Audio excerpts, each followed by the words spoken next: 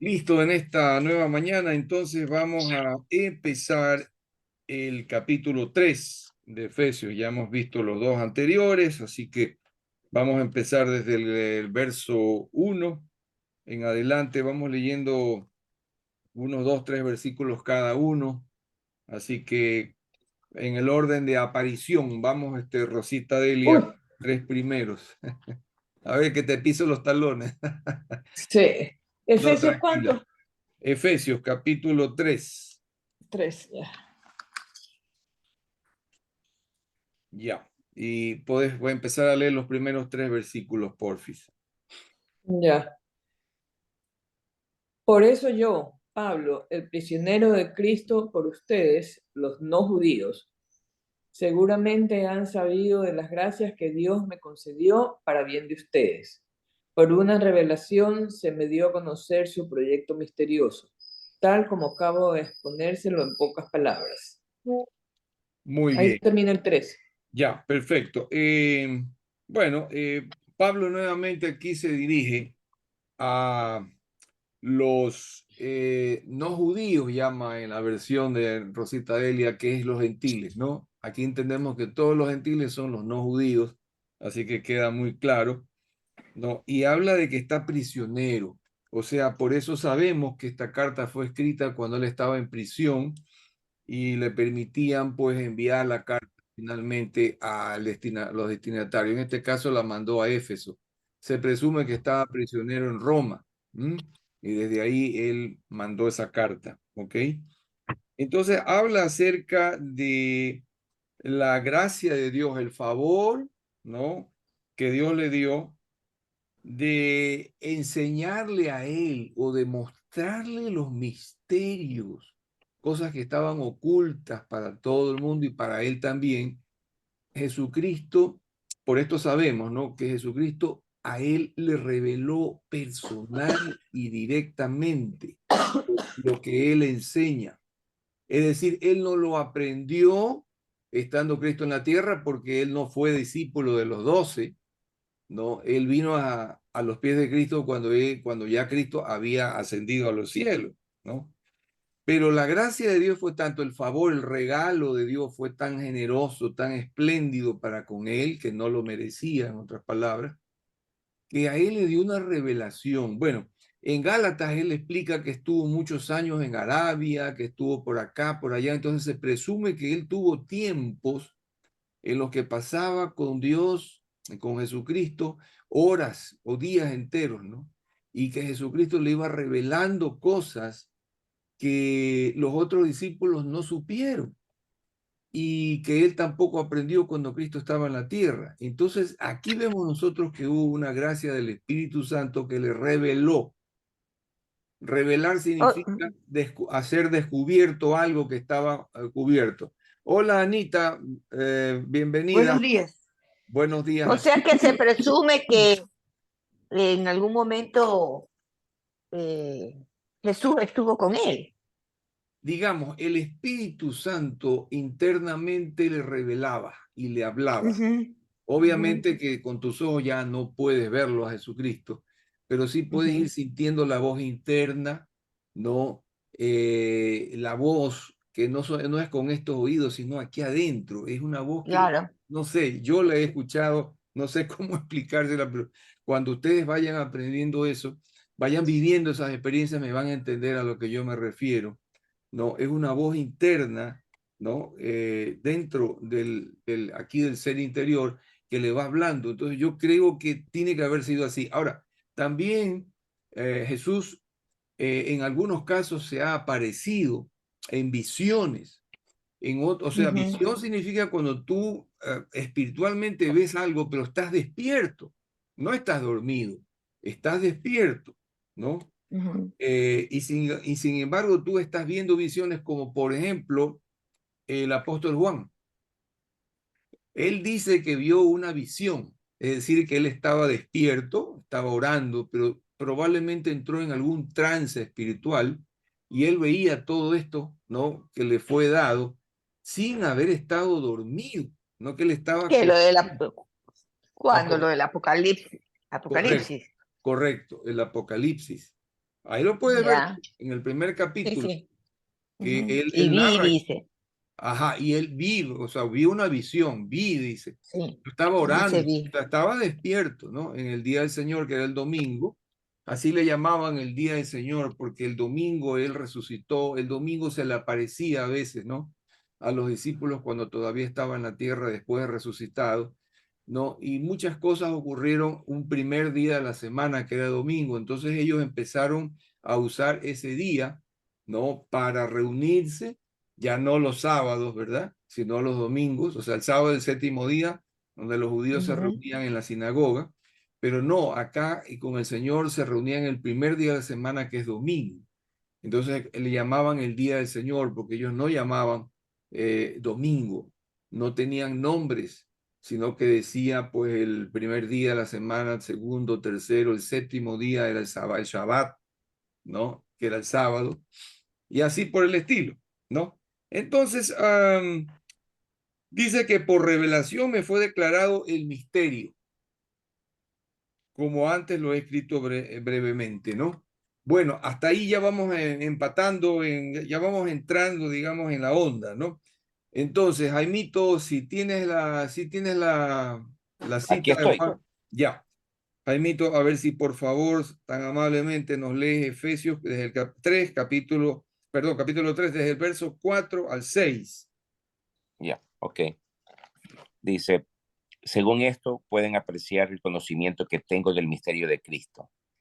Este misterio no se dio a conocer a los hombres en tiempos pasados, pero ahora acaba de ser revelado mediante los dones espirituales de los santos apóstoles y profetas, que en Cristo Jesús los pueblos paganos son herederos, forman un mismo cuerpo y comparten la promesa. Muy bien. Ya, esta es la versión que ustedes tienen. Muy Sí. bien, se entiende perfectamente, ¿no? Dice pues en el verso 4, yo lo veo, le repito en la Reina Valera, leyendo lo cual ustedes pueden entender cuál sea mi conocimiento en el misterio de Cristo. Es decir, estoy explicándoles, en otras palabras, ¿verdad? Que yo he recibido la revelación de este misterio, de todas estas cosas que yo les estoy explicando y enseñando a ustedes directamente de parte, ¿no? Del Espíritu de Cristo Jesús, ¿no? Misterio, dice el verso 5, misterio que en otras generaciones, ya en siglos anteriores, en siglos pasados, no se dio a conocer a los hijos de los hombres, en general a la humanidad, no se lo dio a conocer. A través de Jesucristo fue revelado, por ejemplo, el misterio que estaba encubierto de que no solamente hay un Dios en los cielos, sino que aparte de eso es tripartito, es trino, y que hay el Hijo que fue enviado a la tierra y se humanó, y que también luego el Espíritu Santo que quedó de parte del Padre y del Hijo, representando a Jesús aquí en la tierra. Pero es el Espíritu de Jesús y Jesús está en el Espíritu y el Espíritu está en Jesús. Entonces, si nosotros decimos que el Espíritu Santo está haciendo una obra, ahí está Jesús. No es que está de paseo, está de turismo, está ocupado por otro lado y acá está el Espíritu solito representándolo. No, los tres están juntos. ¿Se acuerdan que les dije que son indivisibles? Porque hay una unidad y cuando hay una unidad no la puedes separar. Nosotros como seres humanos también somos indivisibles a menos de que la muerte nos separe y ahí dejamos de ser seres humanos.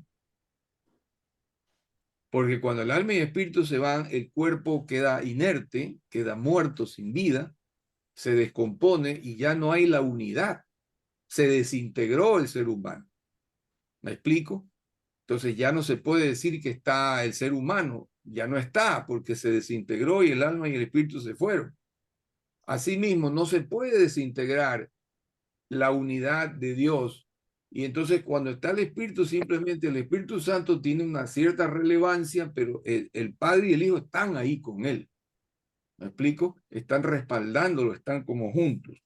Entonces dice que fue revelado, dice ahora, en este tiempo.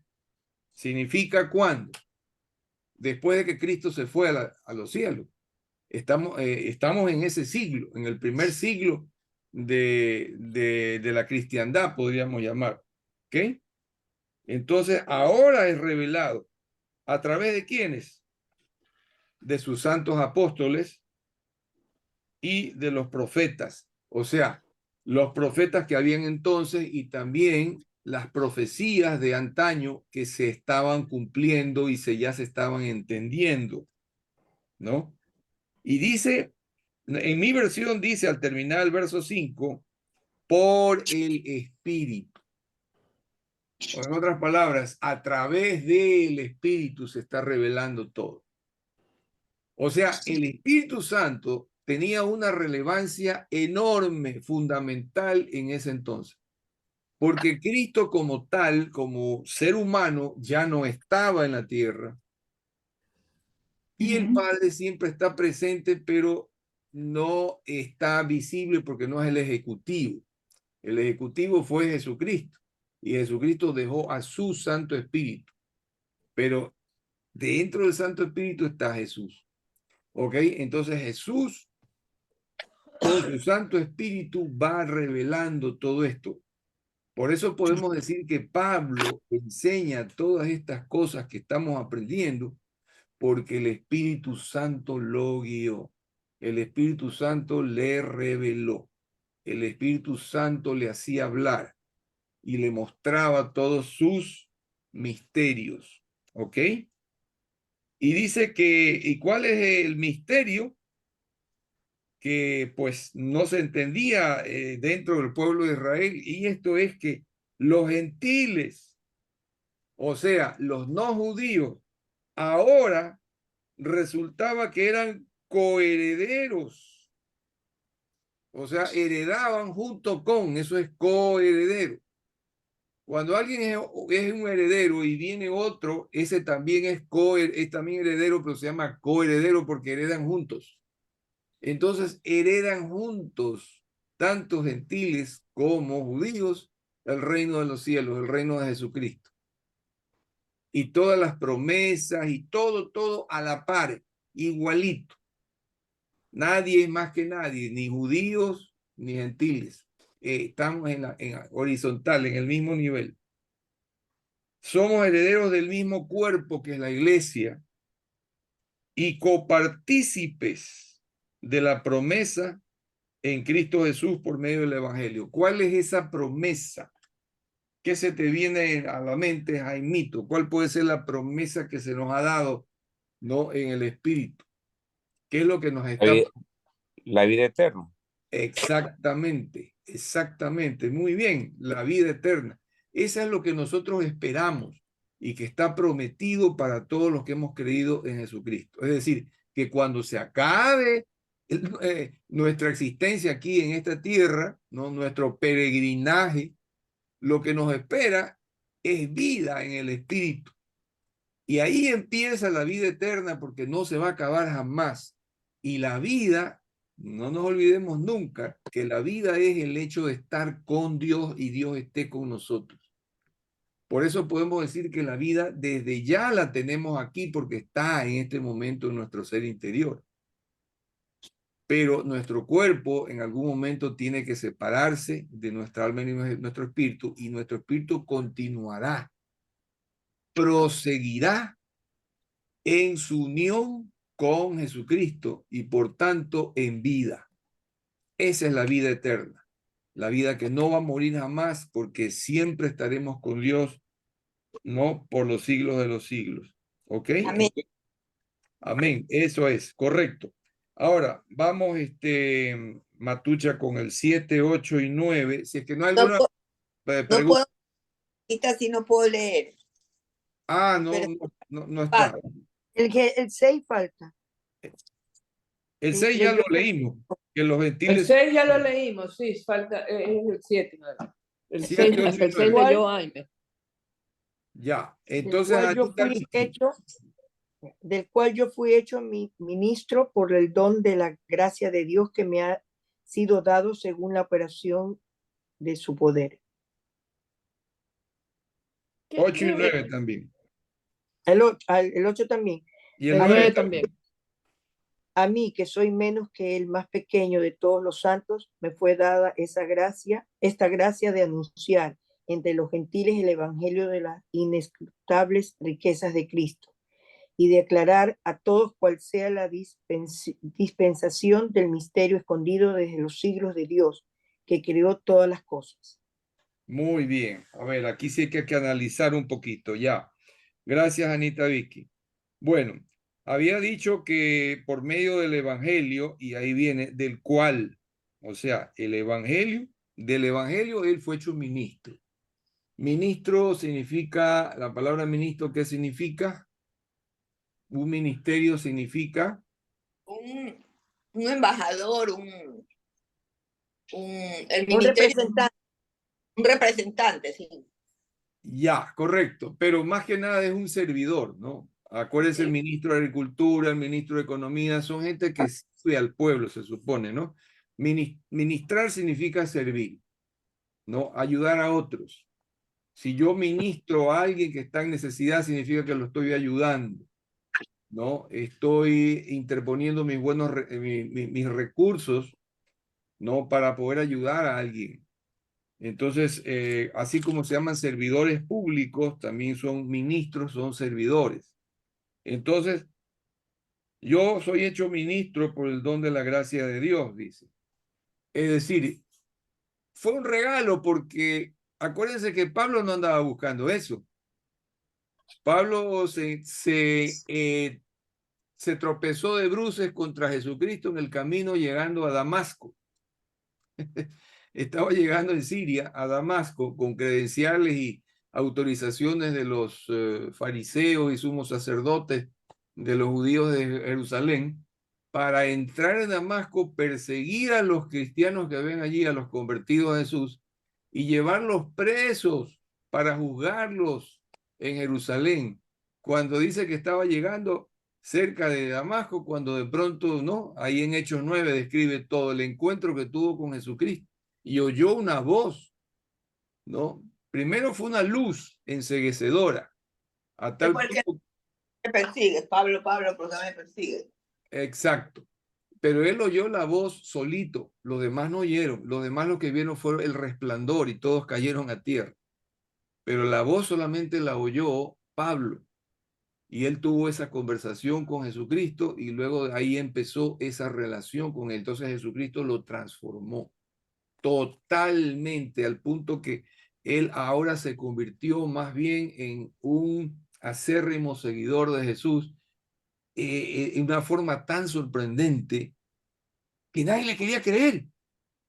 Todos pensaban que él se estaba haciendo para engañarlos y cogerlos presos. ¿Me explico? No podían concebir cómo este que nos perseguía, le teníamos terror, ahora dicen que se ha convertido a Cristo y que ahora es un predicador. Entonces, eso le fue encomendado por regalo de Jesucristo. Dice, yo no he merecido nada, fue puro regalo de él. Él me escogió y dijo que yo lo haga.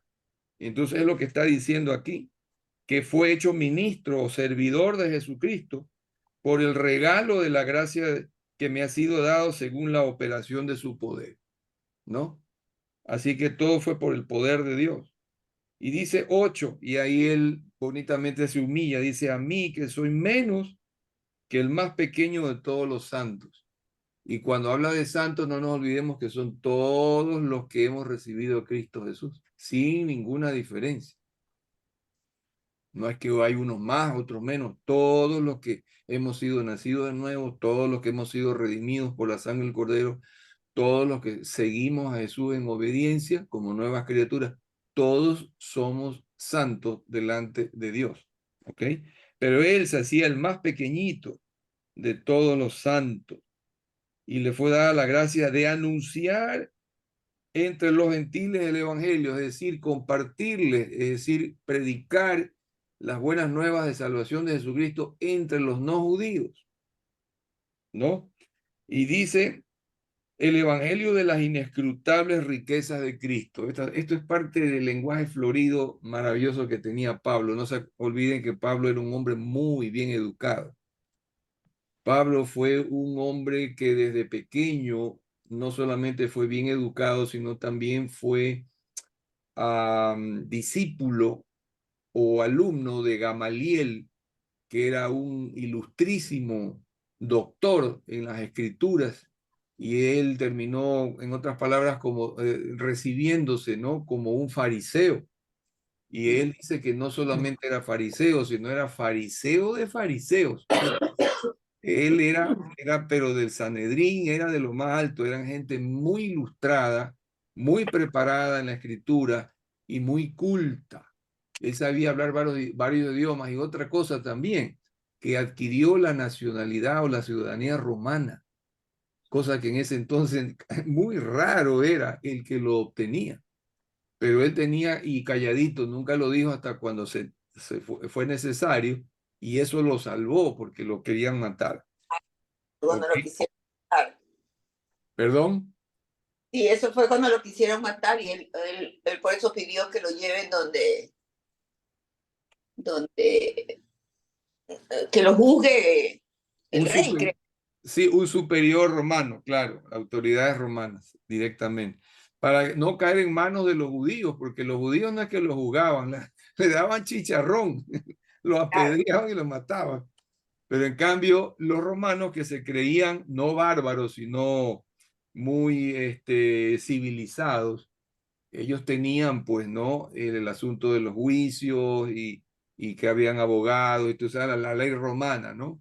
Que hasta hoy, pues, se estudia, los que estudian leyes, estudian, pues, el código romano de leyes y todas estas cosas, ¿no? Entonces, ellos decían que los judíos eran bárbaros, como todos los pueblos, pero ellos nomás eran civilizados. Ok, muy bien, entonces, y dice el verso 9 o sea, después se dice anunciar el evangelio y de aclarar a todos cuál sea la dispensación del misterio escondido desde los siglos en Dios que creó todas las cosas. A ver, ¿cómo explicar esto de aquí, no? Porque tal vez no es fácil de entender. En primer lugar, Dios, que es creador de todas las cosas, había escondido a través de siglos un misterio. ¿Cuál era el misterio? Que vendría una dispensación. A ver, ¿qué cosa luego es dispensación? Tratar de explicarles las palabras más sencillas. La dispensación es un periodo de tiempo según como Dios concibe el tiempo, no como los seres humanos. Por favor, entiéndaseme bien. La dispensación es una como etapa del tiempo de la humanidad, según como Dios los divide en varias etapas. Ahora, los exégetas, los estudiosos, los eruditos en la escritura han llegado a determinar que los tiempos o dispensaciones del Señor son en general 7. 7 dispensaciones o periodos de tiempo. Y se supone que nosotros ya estamos en la última dispensación que vino a partir de Jesucristo. Miren ustedes que si ya llevamos 20 siglos y ya estamos en el siglo XXI, estamos hablando de una dispensación que dura más allá de 2000 años ya. Pero en el momento en que Cristo se fue a los cielos, los discípulos y los apóstoles entendieron que empezaba una nueva dispensación con Cristo. Y ellos imaginaron que esa dispensación no duraría sino tal vez unas 2, 3 décadas, por decir algo, o sea, un tiempo cortito. Por eso es que cuando ellos hablaban de la segunda venida de Cristo, ellos pensaban que estaba muy cerca, que era cuestión de a lo mejor, como decía, 1, 2, 3 décadas, no más. Y Pablo hablaba de eso también. Y todos tenían esa idea, pero Jesús nunca les dijo eso. Y esto era un misterio, porque Jesús lo que les dijo es que ni él sabía cuándo sería el día en que él tenía que retornar a la tierra, que solamente el Padre que está en los cielos lo sabía. ¿Ok? Es algo increíble, pero así le place a Dios, ¿no? Que sean las cosas, que ni el Hijo sepa el día exacto en que él tuviera que regresar a la tierra, que solamente lo sabe el Padre. Pero en todo caso, que la dispensación última, ¿no? Empezaba ya con Jesucristo, antes de su venida, era justamente con la partida de Cristo a los cielos. ¿Ok? Roberto, quiero hacer un comentario porque para mí dispensación tenía que ver con medicamentos, ¿ya? Y lo googleé y hay dos definiciones. Una definición para lo que es dispensación a la entrega de uno o más medicamentos, dispositivos, bla, bla, bla, bla. Y un concepto muy claro que dice las dispensaciones bíblicas.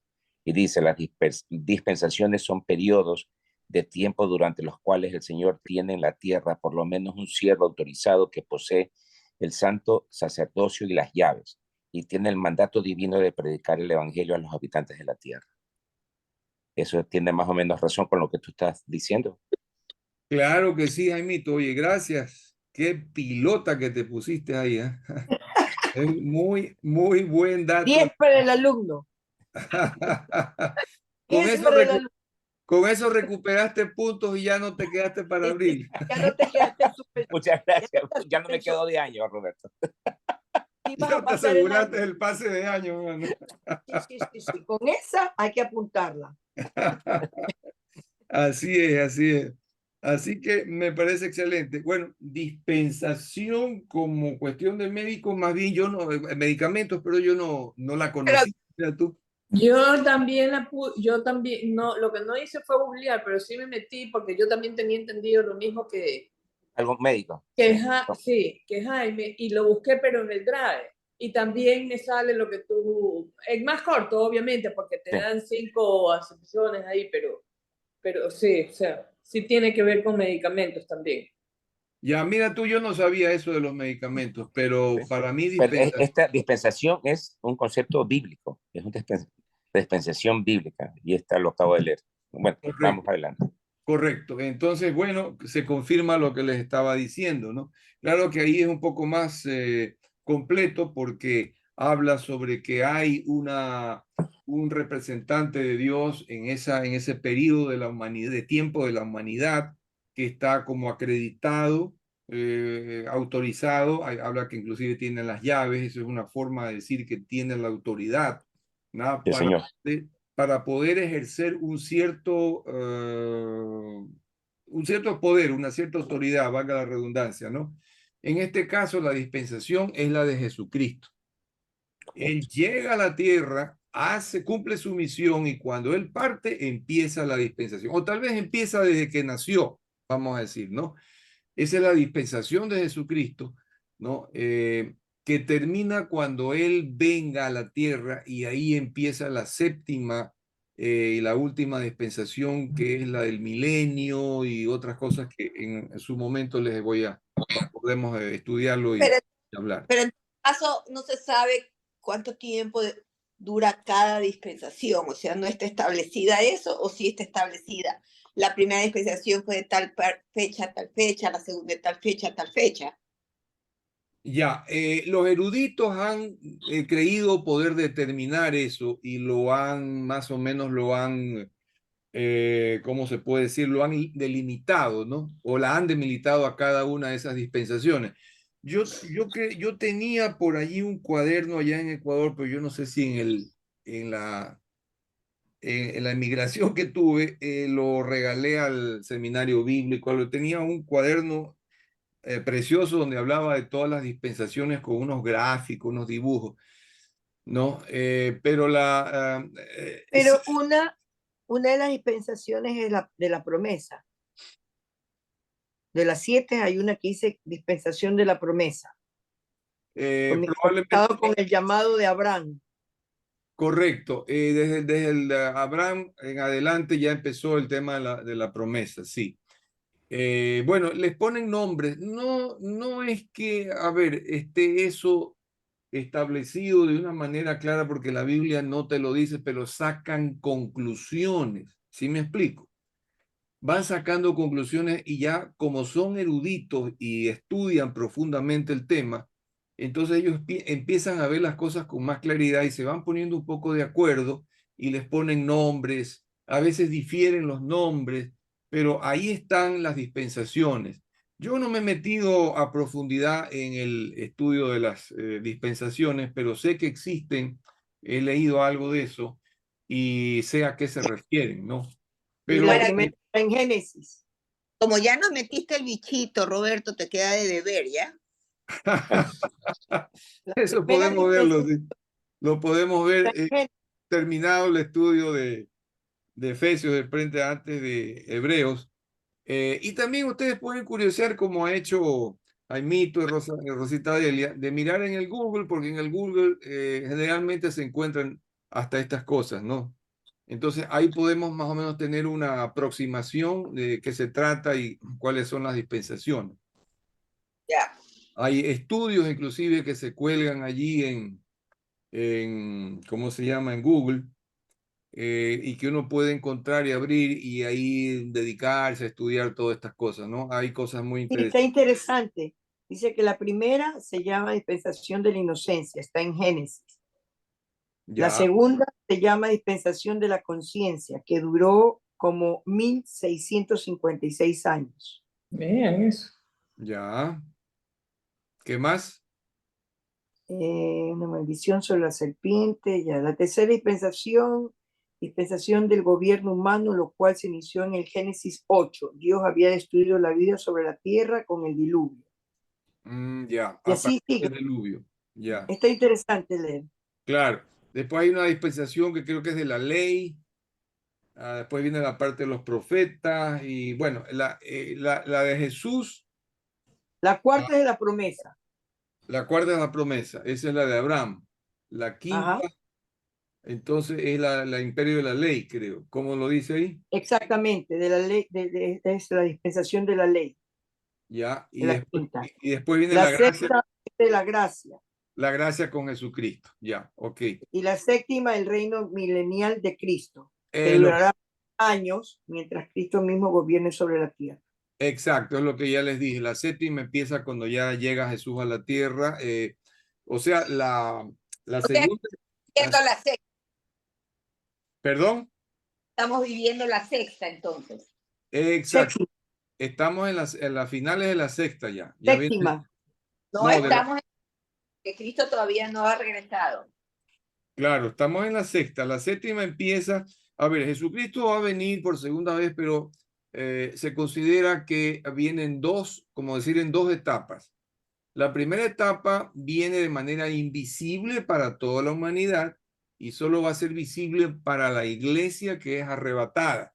Entonces, la iglesia lo va a encontrar en los cielos, en las nubes, allá arriba, y lo va a ver al Señor, ¿ok? Pero nadie más lo va a ver en esta tierra. Luego viene la zafacoca aquí en esta tierra, el final de los tiempos, ¿no? El apocalipsis y todas las terribles cosas que van a venir sobre la tierra que están profetizadas.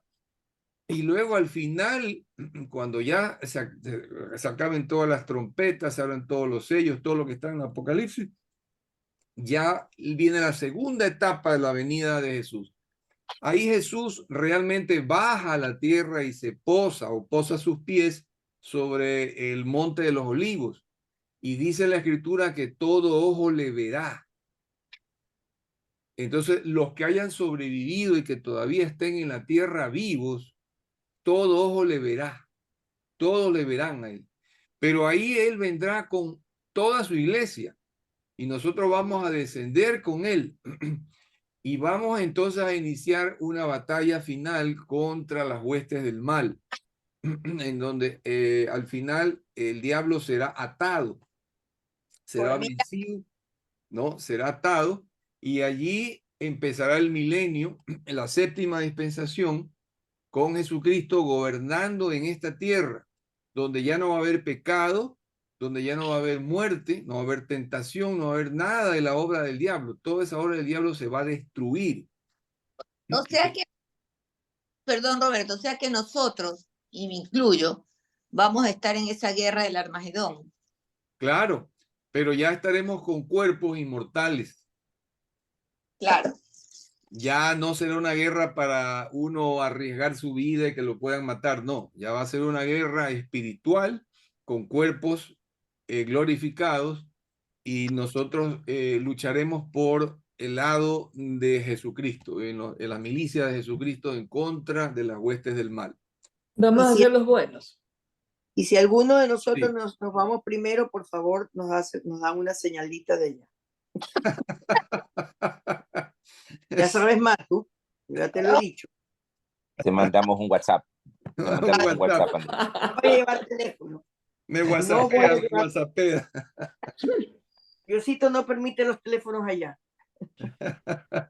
No permite, ahí te fregaste, Jaimito. ¿Cómo vas a recibir un mensaje entonces?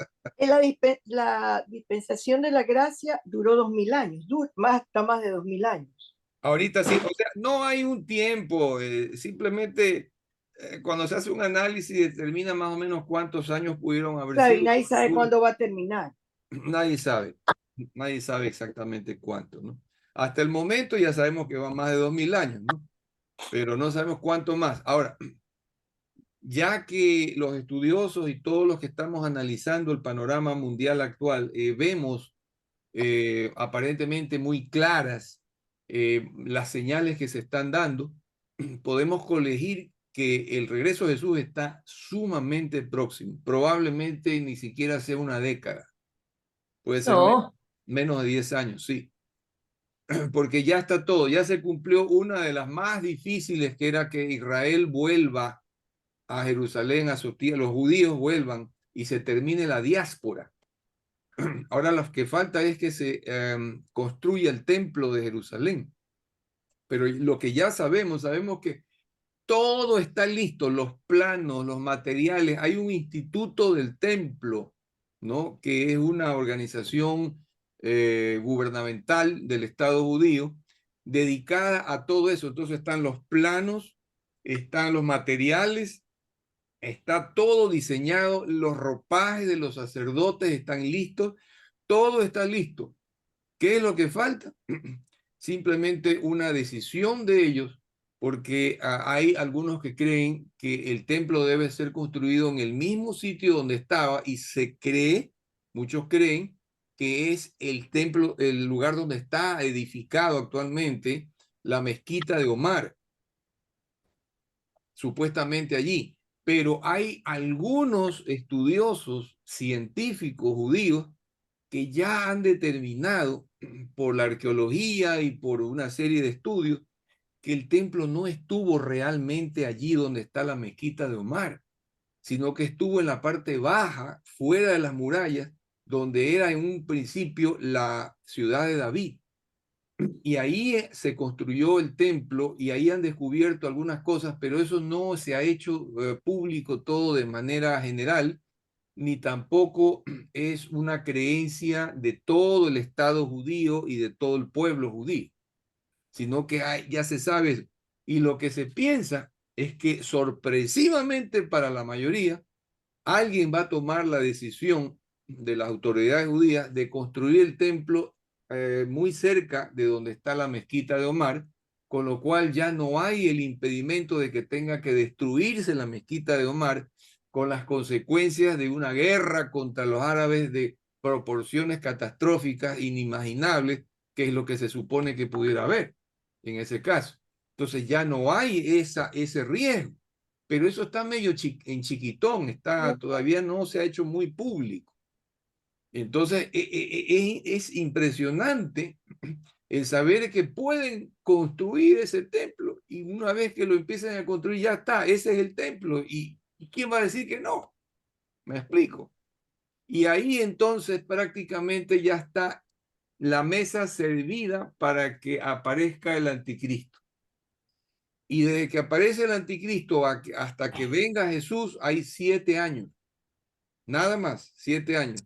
3 años y medio durante los cuales el anticristo va a gobernar con todo éxito, engañando a todo el mundo, apareciéndose como un gran líder mundial que pacificó, ¿no?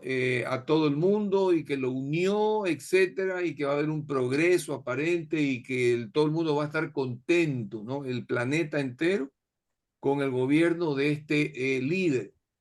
Pero a la mitad de esos 7 años, o sea, los 3 años y medio, es cuando va a sobrevenir algo sorpresivo. Y es que él prácticamente se considera Dios se hace adorar como Dios y va a entrar en el templo profanándolo y se va a sentar en el lugar, ¿no?, santísimo, para que lo adoren a él, que es Satanás. Sabemos que Satanás eso es lo que él ha querido desde el principio.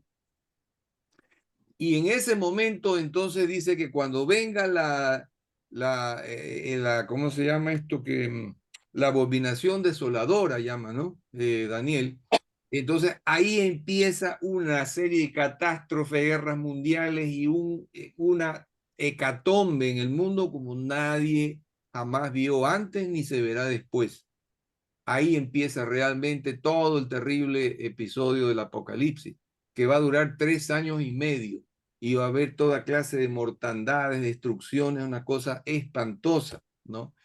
Y al final de ese tiempo, de los 3 años y medio, entonces ahí viene Jesucristo y ahí empieza la séptima dispensación, pero ya baja a los cielos, a la tierra, perdón, desde los cielos, con toda la iglesia.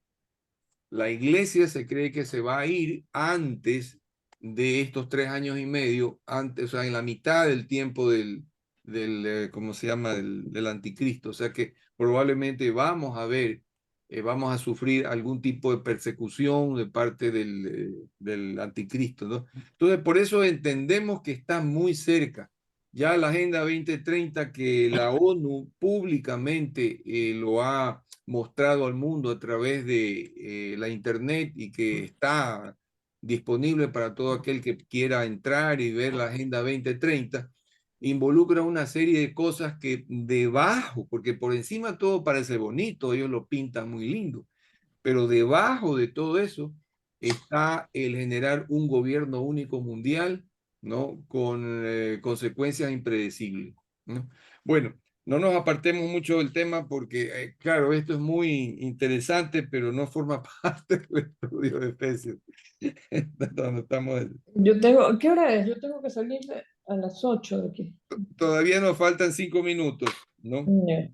Muy bien, entonces eso es que a Pablo dice en el verso 9 que él también tiene la responsabilidad de aclarar a todos, tiene la encomienda de aclarar a todos cuál sea la dispensación del misterio escondido desde los siglos en Dios que creó todas las cosas. Ese está hablando ahí de la dispensación sexta, que es la que le toca a él vivir y que él está aclarando de que el dominio, el imperio, la autoridad es la de Jesucristo y que todos sus seguidores tenemos el poder que él nos da.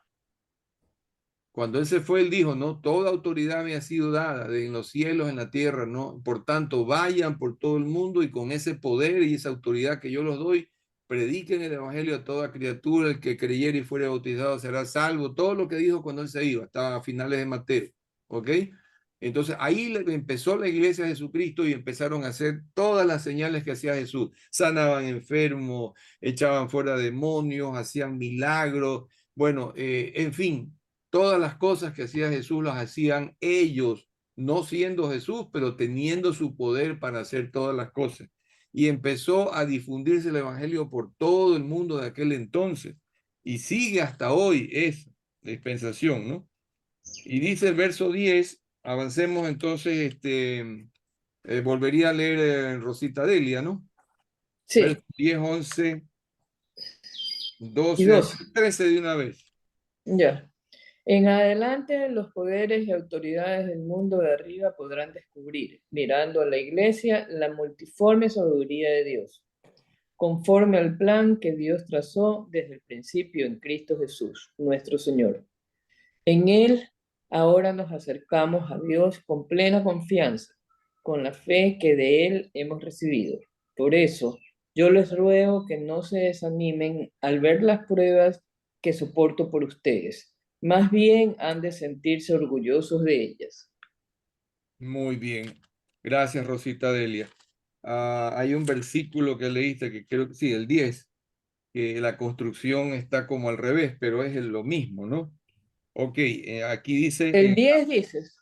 sí, o sea, está diferente la construcción, pero el sentido es el mismo, ¿no? En adelante los poderes y autoridades del mundo de arriba podrán descubrir, mirando a la iglesia, la multiforme sabiduría de Dios. Ese es el 10. Claro, en cambio, en el ¿Cómo 10, lo tienes tú? comienza con, para que la multiforme sabiduría de Dios sea ahora dada a conocer por medio de la iglesia a los principados y potestades en los lugares celestiales. O sea, está como al revés. Está como en el alemán, que todo se construye al revés. Eso es lo que lo hace complicado, ese Dios. Bueno, entonces, dice, él tiene encomendado aclarar todo esto para que la multiforme sabiduría, qué manera de decirlo, ¿no? O sea, una sabiduría de Dios que tiene muchas formas y que es una sabiduría riquísima, que el ser humano no tiene la capacidad de entender, pero sí nos es revelada a nosotros sus hijos, ¿ok? Pero esa multiforme sabiduría de Dios debe ser ahora revelada o dada a conocer por medio de la iglesia que somos todos nosotros, ¿no? Y a quienes, dice, aquí dice, a los principados y potestades en los lugares celestiales. Entonces, a mí me asombra esto porque lo dable es pensar que deba ser conocida por la humanidad, ¿no? Por todos nosotros, pero aquí dice que la iglesia tiene que darla a conocer a los principados y potestades en los lugares celestiales, es decir, autoridades a nivel espiritual, autoridades que no vemos, invisibles, que están en el ámbito espiritual. Entonces, les confieso que esta partecita para mí todavía no ha sido muy claramente revelada, ¿no? Porque pareciera entonces decir que nosotros a lo que predicamos también damos a conocer a entidades espirituales que están a lo mejor viéndonos y oyéndonos, pero nosotros no los podemos ver ni oír, ¿no? Cuál sea todo aquello que Dios está revelando a través de la iglesia, que somos seres humanos. Fíjense ustedes, tal vez me equivoque, pero esta es la interpretación que yo le doy y sin embargo no puedo decir que estoy completamente seguro de que así sea, ¿no? Pero es lo que yo creo entender, ¿no? Por lo que aquí dice. Y que todo esto ha sido de acuerdo al propósito, a la finalidad eterna, ¿no? Que hizo en Cristo Jesús nuestro Señor. Es decir, que a través de Cristo Dios tuvo el propósito de mostrar a la iglesia todos estos misterios, ¿no?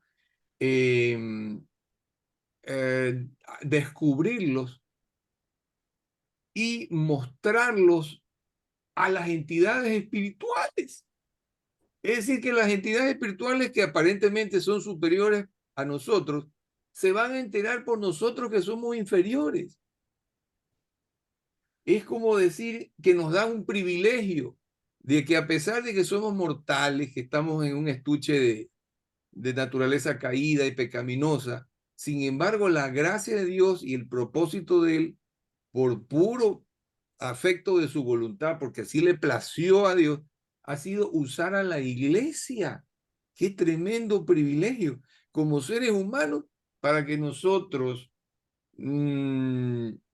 desentrañemos todos esos misterios, no solamente a la humanidad, sino también a los que nos están observando desde las esferas celestes, ¿no? Principados y potestades, autoridades que no tienen ese privilegio que sí tenemos nosotros. ¡Wow! Yo no sé, pero a mí se me ponen los pelitos de punta, ¿no?